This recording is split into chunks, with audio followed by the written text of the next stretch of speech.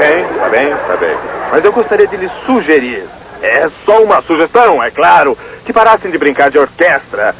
Há muitas brincadeiras que são melhores do que brincar de orquestra. Não vejo nenhum motivo para impedi-los. É o professor Linguiça. Chaves! Desculpa, o professor Girafales. Tinha que ser o Chaves do 8. Quantas vezes eu já disse para vocês não colocarem apelidos nas pessoas? Ainda mais quando elas têm defeitos físicos. Quem disse? Perturba. O que estava dizendo? Que não vejo motivo para impedir que as crianças brinquem de orquestra. Poucas diversões podem ser tão sadias quanto essa. Está vendo, papai? Sim, filhinha, eu compreendo. A música é muito bonita. É claro que a música tem o seu valor, mas o senhor me permite dizer uma coisa? À vontade, diga. Bem, a música...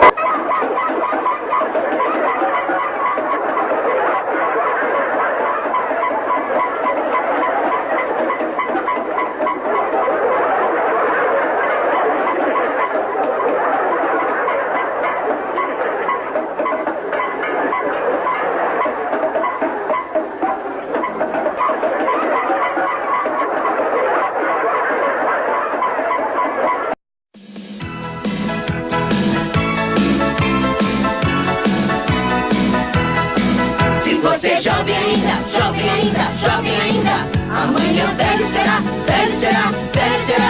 a menos que o coração sustente a juventude que nunca morrerá. Existem jovens de 80 e tantos anos e também velhos de apenas 26, porque velhice não significa nada e a juventude volta sempre outra vez. Se você é jovem ainda,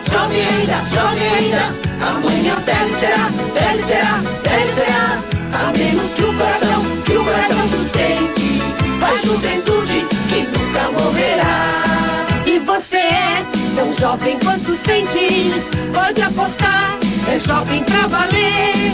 E velho é quem perde a pureza, e também é quem deixa de aprender. Se você é jovem ainda, amanhã velho será,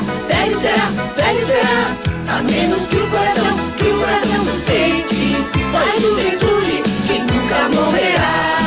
Não diga não à vida que te espera, pra festejar a alegria de viver, pra agradecer a luz do seu caminho, e você vai tudo isso entender. Se você é jovem ainda,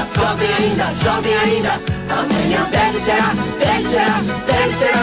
a menos que o coração sustente a juventude que nunca morrerá.